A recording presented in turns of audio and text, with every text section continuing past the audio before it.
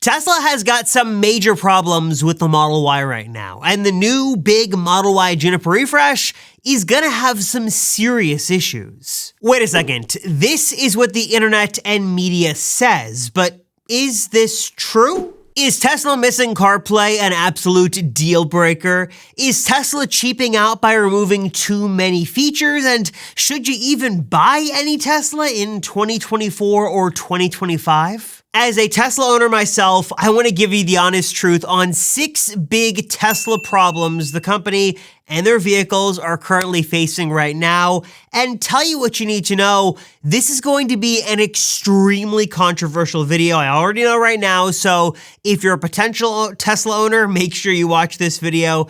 And if you own a Tesla, also watch and comment down below and tell me if I'm right or if I'm wrong. And also, I want to give a huge thanks to Fantic for sponsoring this video. So, love Tesla or hate them, the company definitely has a reputation these days, and that reputation really changes on who you talk to. It can be good for their really amazing, record-setting cars that just keep selling out all over the world, or it can be bad because some Tesla owners hate the company and some people just refuse to buy a Tesla because of Elon Musk. At the end of the day though, we can all have our own opinions on the company and their leadership and the cars, and I am of the opinion that I love the company. I think the company is great. I think the Tesla lineup, while it definitely has some faults, is full of really great cars. But with that said, I still think there are a couple of big issues and problems with the Model Y and some of Tesla's current plans and future plans and basically their entire lineup that do need to be addressed. And also at the same time, there are some myths and just some fake news about Tesla, some fake stories that just need to be debunked. Okay, so if there's one problem that I hear more than any over and over again, and if you own a Tesla or any EV, I'm sure you've heard this as well, it's the problem with range or range anxiety and this big fear that you are going to run out of range and be stranded somewhere. And that simply isn't true. Now, yes, there are certain factors that can affect how much range you've got in your vehicle, whether it be your driving speed or the incline or decline, elevation, the weather, the temperature outside. All that stuff can have an effect on range, but really here's what you need to know. This is the one thing I tell everybody. You have to intentionally try to run out of range in a Tesla because the car is going to do everything in its power to make sure you do not run out of range. Let me give you an example. The thing I tell everyone to do is this. Just go into your Tesla, go ahead and load up your map, and go anywhere you want to go. I want to go to Sam's Club, for example. I punch that into my map. It's going to tell me what time I'm going to get there, obviously, and where to go, but also things like what my percentage of battery is going to be expected to be at when I arrive. So I'm at 93 right now. I'm expected to be at 84%. So what is that? About 9% I'm going to lose as I go there. And then you can sort of think about what it would be for the return as well. And this is the case virtually anywhere you want to go. If I want to go to New York City, for example, I just punch that in and the car is going to do all the hard work for me. It's going to tell me how many times I need to stop. It's going to tell me where I need to stop and for how long I need to stop. What's cool too here is that I can get from central Pennsylvania to New York City and go only from 93 to 25%. That's cool. Let me do another example. Let's say I want to go to Los Angeles. Let's say I'm going to do a road trip across the country. Again, all I've got to do is punch it in and the car is going to tell me exactly where to go. It's going to map the route, tell me where to go with superchargers.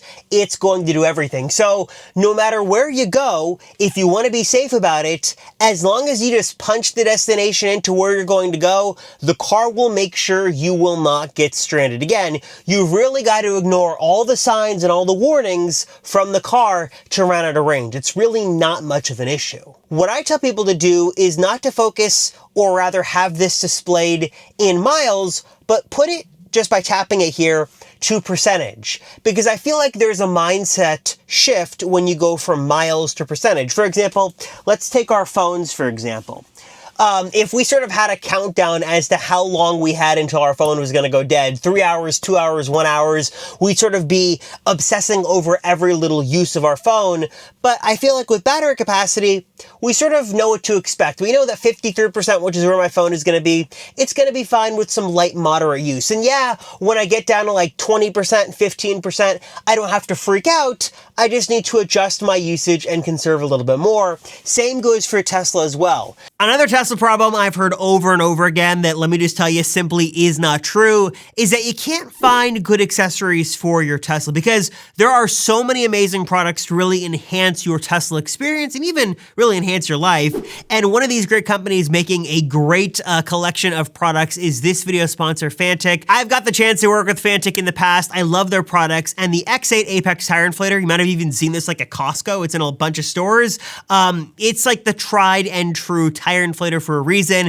It is super portable, compact, really sleek design. It's got that built-in screen. It is super easy to use. You just connect it up to your tire, punch in the PSI you want, hit go, and it's going to work for you. And it's got hands-free operation, so you don't have to press anything. When it's done, it automatically turns off, unlike Tesla's solution. It's super easy to use. But something a bit more out of the box that you'll also love is this new nano portable electric pressure washer. This thing is super portable, super sleek. You basically fill it up with water and you get to work, and you're not sort of bogged down by having to be close to a hose or a water source. This is perfect if you maybe want to mist some plants in your garden like my wife likes to do, or if you want to clean the wheels in your Tesla, for example. I love this, super portable, bring it all around the car.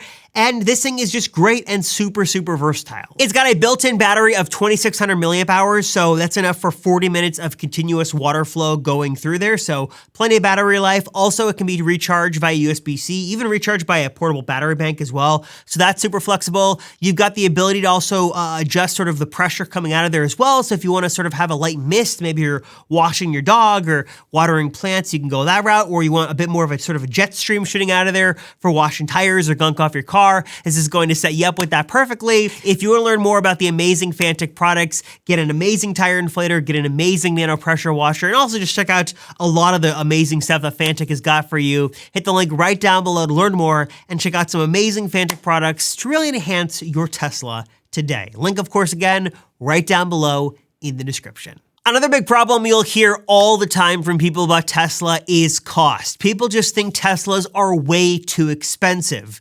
And I think the narrative around this is from a couple of ways. Some people just think that, charging is really expensive, which it's not, and we'll get into that in a minute. But more importantly than that, I think many are still stuck in the mindset of the Model S and Model X days, where Teslas are just six-figure vehicles, they're super expensive, and there's just no way to get a Tesla without being like a multimillionaire.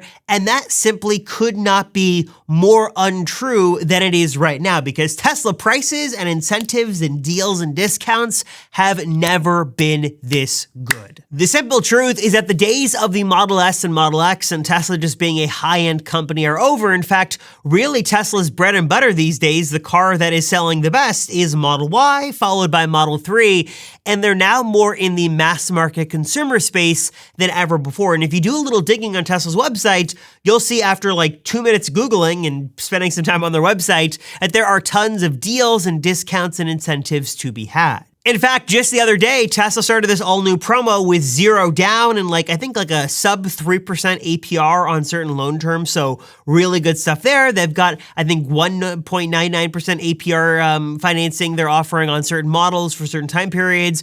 And even besides that, there is the $7,500 federal EV tax credit. There are other discounts at the state level and local level. Colorado, for example, has some insane EV discounts and incentives that make vehicles there really, really affordable. There's just a lot of way to save money on Teslas, and really the cost of ownership is crazy and expensive, even when you compare it to like a Toyota Camry or a Prius or whatever it is, the other basic cars on the road. These are very, or relatively, inexpensive vehicles to own and operate, especially compared to regular gas counterparts. These are not $70,000, $80,000, $100,000 cars.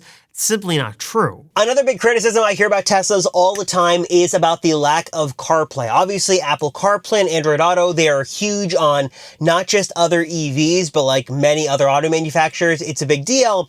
And I think that while it's a valid criticism and while it is something you might miss for a little bit, Tesla does have a couple of unique advantages. One is that because Tesla makes both the actual physical vehicle and also the software, there is a certain level of customization and basically just, talk back and forth between the car and the software that you wouldn't have with just a standard CarPlay system. For example, there is so much great integration here with different controls for the car. I'm able to have fluid mapping. I'm able to have all these different built-in apps. Tesla has done a great job not just making a really good software experience, but also they continue to add more and more different third-party media streaming options as well. For example, not only could I connect any device, Android, iPhone, whatever it is, over Bluetooth, but there are tons of different built-in apps for media as well. There's Apple Music, there's Audible, YouTube Music, Tidal, Apple Podcasts, Amazon Music, there's Spotify, there's a bunch of different things. There's the Tesla Theater that lets you watch things in full screen, and Tesla's constantly adding new apps and adding new features. But with that said, if that is a deal breaker for you and you really do want CarPlay or Android Auto, there are ways to add it to your Tesla. For example, this box here is a T2C box. It's from CarLinkit. You basically plug it in your car, your phone connects to it, and it gives you full-on wireless CarPlay or Android Auto right on your Tesla. Now, I've got videos that go through the setup process step by step. I'll leave a link to those down below. But just to show you, for example, if I just jump in here to the browser and I've got this loaded up, I've got full CarPlay here. So if I wanted to have Waze, and this works while I drive, by the way, I could use Waze for my mapping. If I was a big Overcast podcast fan, I've got that here as well. Of course, I've got the other stuff. I've got Apple Music. I've got all the other stuff you'd expect with CarPlay. I could do messages. I could talk to Siri, all that stuff. It's not the best solution since Tesla doesn't fully support this, but if this was just something that was really make or break deal for you, you could do it. So don't let the CarPlay Android Auto thing throw you off and make you not want to buy a Tesla, because for one, I think Tesla's implementation is really good as it is, but even with that said, if you were really set on this, there are ways to add it just like that, and it works, and you can use it while you drive. All right, let's talk for a minute about home charging, because this is another Tesla problem I see come up over and over again, that while the gas savings are nice, home charging is getting super expensive all the time and is not much cheaper than gas, which isn't necessarily true. Now, the big thing to sort of keep in mind here is that it's going to be a little subjective depending on where you're living based off of what the price of energy is and what off-peak hours are and what on-peak hours are. But generally, I can say that charging at home can be not only relatively inexpensive as compared to gas when you're charging at the right times, but also it's so much more convenient if you've got the right equipment, which does in a lot of cases require a bit of an upfront investment. For example, Tesla does not provide any sort of charging cable with your car, no matter which one you buy. So you've got to get the right charging cable, even if you just want to plug into a regular old outlet. But beyond that, you're also going to need to spend additional money if you want to get, in most cases, a higher amperage system that can charge at faster speeds. For example, here I've got a NEMA 1450 outlet here powering this charger. Now, you don't have to go with a charger like this, but if you do want to go with one of these more sort of permanent solutions rather than the Tesla cable, it's going to be a few $100. I'll leave a link to a couple of my favorites down below on Amazon. These do have their own pros and cons, but that's sort of for a separate video. The power source, though, is the NEMA 1450 plug. And there's a lot of factors that sort of depend on what this is, the cost is going to be to get this installed. I mean, there's things like labor rates. There's things like if you need to modify your breaker, how far away your plug is from, the panels for your house. There's a lot of different sort of elements and variables that go into the cost of that. But generally, it's going to be between a few $100s to a few $1,000s, depending on where you live. It can be all over the place depending on your home and your situation.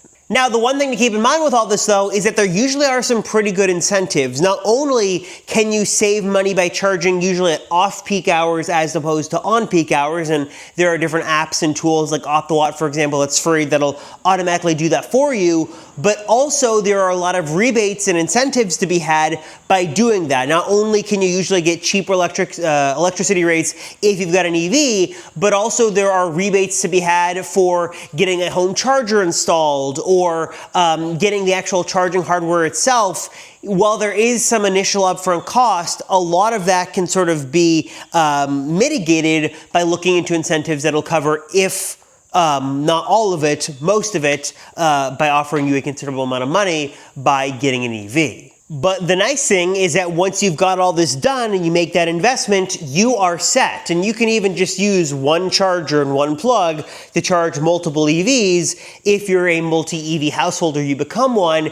And then really like filling up your gas tank, so to speak, is as easy as taking the plug from there, plugging it into your car, and you are good to go. So while there is, let me flip around here, while there is usually a discussion about, oh, home charging, it's so expensive, it requires all this additional hardware, it's thousands of dollars, while there may be some upfront cost, typically, again, there are a lot of incentives that can offset that, so definitely look into that. Talk to your utility provider and look on your state website and stuff like that. But also keep in mind that once you make that investment, you're set. You don't have to upgrade or change anything. You're good to go, and you're going to be happy. It's so convenient and so worth it.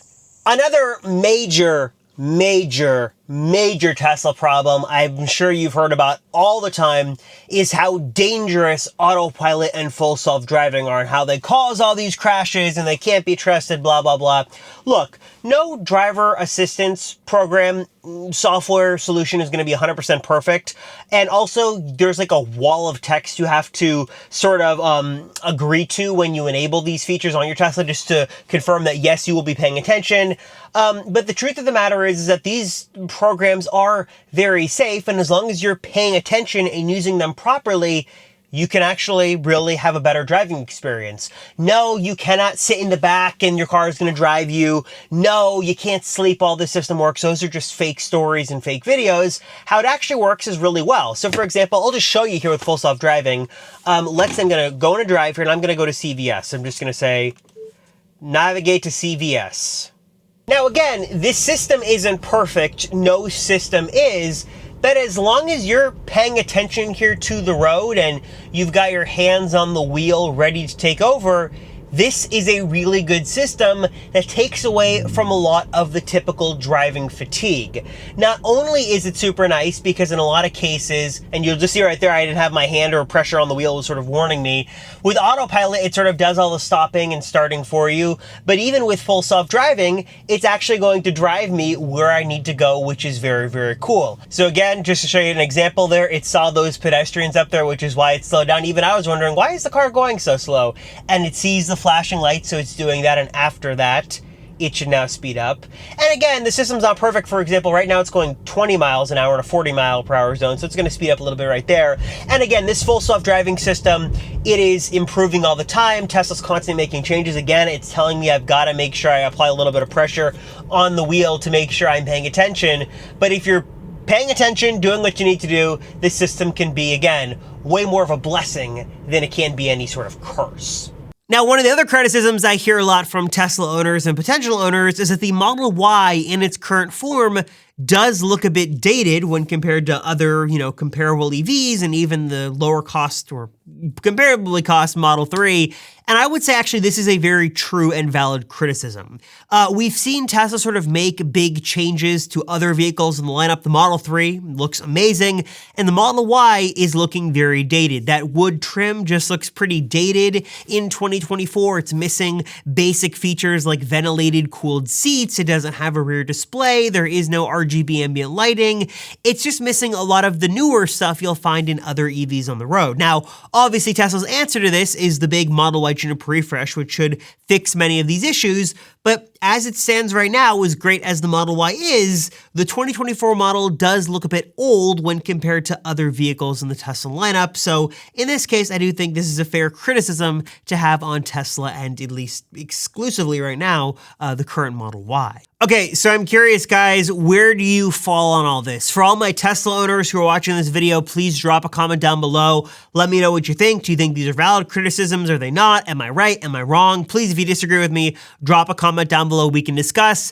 And what advice would you have for potential Tesla owners, especially when they read these stories and hear all this info? What do you think? Drop a comment down below and we can discuss. And if you guys stay to the very end of the video and you want a simple way to win some free Amazon money, as always, there's 3 simple things you gotta do. Like this video, subscribe to the channel, drop a comment down below, and if I can tell you, stay to the very end, somehow incorporate in your comment if you've been to a Tesla event and if you're registered for the drawing for the upcoming Robotaxi event. I've got my stainless steel Cybertruck event little badge. It's probably still the coolest little Tesla heirloom I've got. I don't know if that's the right word, but if you didn't know, obviously there's the big Robotaxi event in LA on October 10th.